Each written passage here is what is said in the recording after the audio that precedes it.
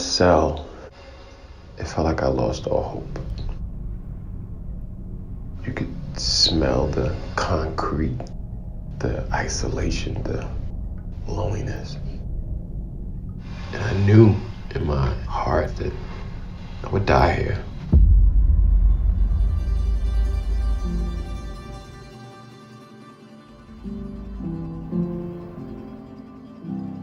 So the first time I went to Rikers was early in the 90s. It seemed, oh, this is where everybody that's missing from the neighborhood is at.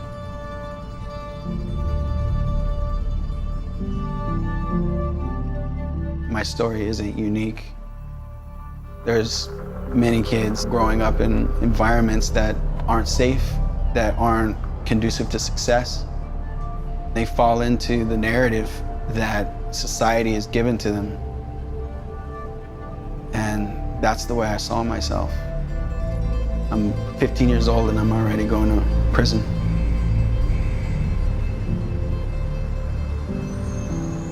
My family, we were low income, uneducated. I was the first person in my family to graduate high school, college, and so I became a surgical nurse. I made poor business decisions, which landed me to be indicted and incarcerated.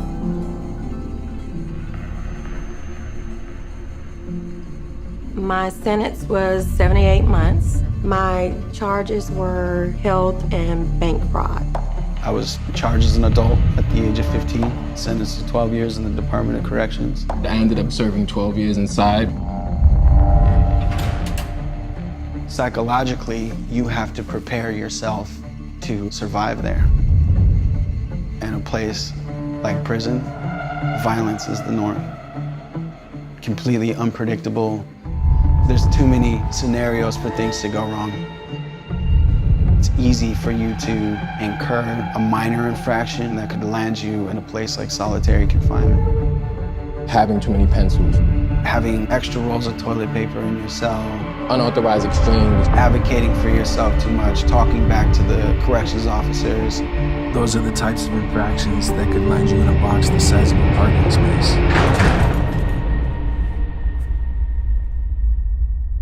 When I walked in and I put my arms out like this, there was about 6 inches of space between my hands on each side of the wall. It is a 6x9. I wear a size 12, so I had fun sort of measuring the cell. So those are little games I would play to sort of occupy my time, and then that ran out, and you would just dwindle and just sit there and just stare. You're in that room for 23 hours and you're allowed to come out for 1 hour. But depending on what their staffing is like, you may not get to come out for that hour. There were no windows, there are no clocks. Not having any kind of concept of time made me feel like I was in there for eternity. So I live with schizophrenia and bipolar disorder, and for a person like me, every little detail impacts me. So me looking in the cell, looking in the room, it's totally flush, it's all concrete, there's no sharp edges, it's all smooth corners, it is all battleship gray. I could smell the paint. The toilet is drip, drip, drip. The wind under the door. Starts talking to me. I don't think I slept that first couple of nights. It just seemed like one long day.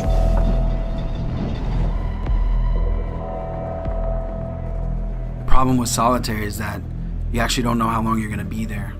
14 days could easily turn into 14 months. There's an endless amount of things that people try to do to occupy their minds. For me, it was important to build a routine because without the routine, then my mind would take me to places I didn't want to go. I'd have really intense nightmares that gave me anxiety throughout the rest of the day. They say after 14 days in solitary confinement, the brain begins to atrophy. The cerebral cortex, the hippocampus, and these are very important vital parts of the brain that are responsible for our actions. Your behavior becomes more erratic, more violent, more disruptive, more unpredictable. And that's a terrible feeling, to feel like you're not in control. You don't feel like the person that you were before. If you don't have anybody else to bounce any ideas off of, you start coming up with your own plans. I hear the cart, I hear the elevator. It's up on the floor, I hear the slots open. He's coming down the hallway, clang, cart. I'm panicking, like I only have 2 minutes. Like it's actually a process. Like he stands up, he steps up, he opens the slot, he closes the slot, he puts the trigger, I step up, I grab it, that's it. Bang, I hear the cart coming, I hear the slots down the hall. I have to come up with an idea. So I say if I cut myself and I'm reaching for the tray and he sees that I'm bleeding, he'll give me medical attention. Because in my mind, I'm replaying this whole scene. I have nothing else, I have no other input. There's nobody else saying, dude, you're talking about cutting yourself. It's me talking to myself. And so I have a fine for cutting myself because I am charged with destroying state property, which of course is me. Every mistake that you make is gonna get you more time in the box. And the more time you get in the box, the more mistakes you're gonna make.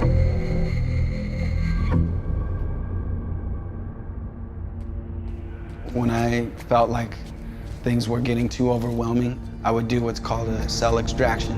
It's essentially covering your window so that the corrections officers can't see you. And therefore they'd have to suit up and extract you from your cell. What it really is they come in and beat the shit out of you.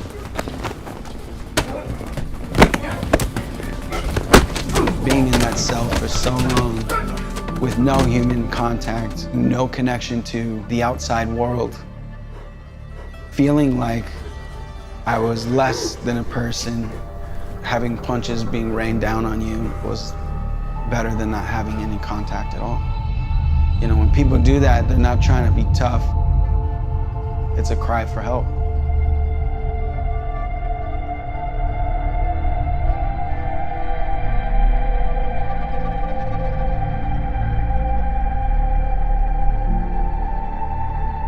I found out that I was pregnant. And they explained to me that there was nothing that they could do for me, that the facility was built for men, intended for men. They never intended to have any females there, and definitely not a pregnant woman.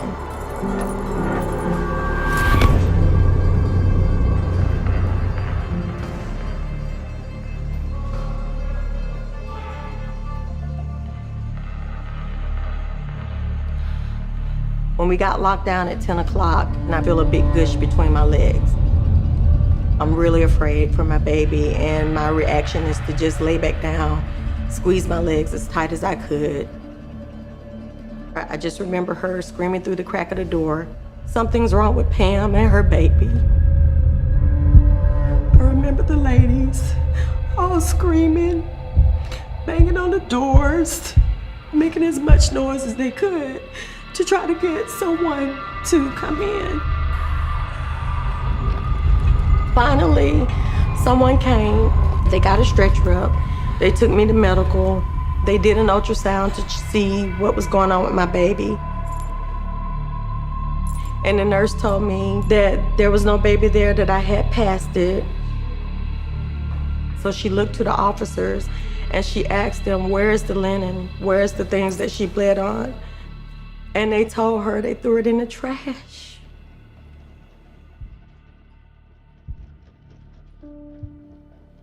And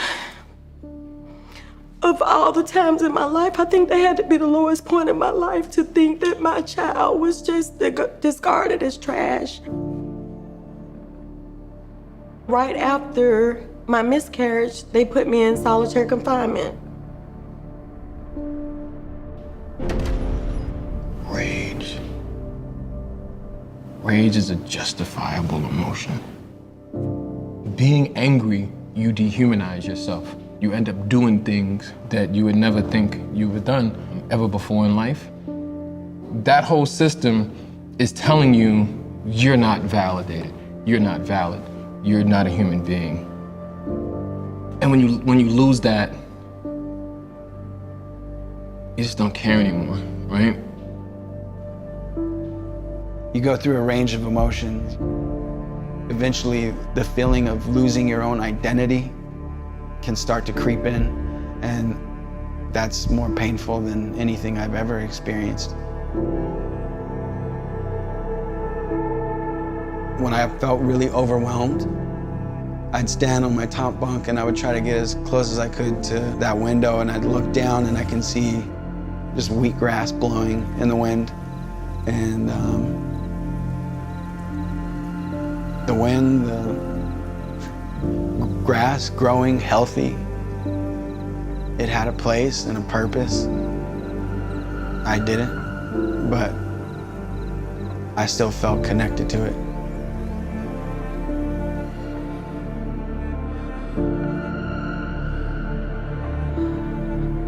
I was basically trying to assume responsibility for everything that was happening to me.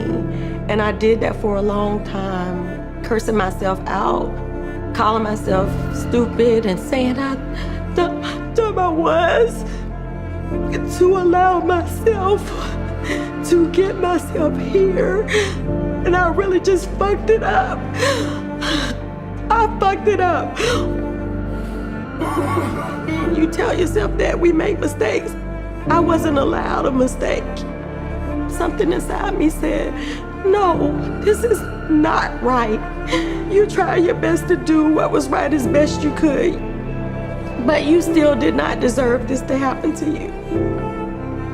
And then at that point, everything inside me, all that anger turned into fight. And I was like, fuck that. I got too much to live for. I have too much going on for me, and I got 2 sons that are waiting for me. I refuse to let them win.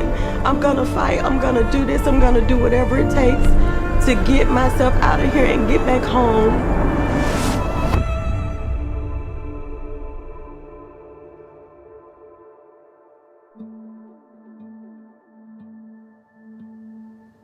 When you're in that box, you're alone. But I really knew what it meant to be alone when I was released, and I can stand in a room full of people and still feel alone. I spent about 5 years in solitary. I've been home about 6 years, and I'm still having the same pattern from solitary. I spend most of my time in my bathroom. My son makes jokes about me all the time, like I'll come home, I'll have dinner in a little tray in the bathroom because he knows that's my safe space, back against the wall. Where before, I've always been like an outgoing person. After the experience being in solitary confinement, I don't really care for all of the closeness. I felt like I had lost something inside me that I'll never get back. The physical scars become invisible scars when you come home that no one's gonna see.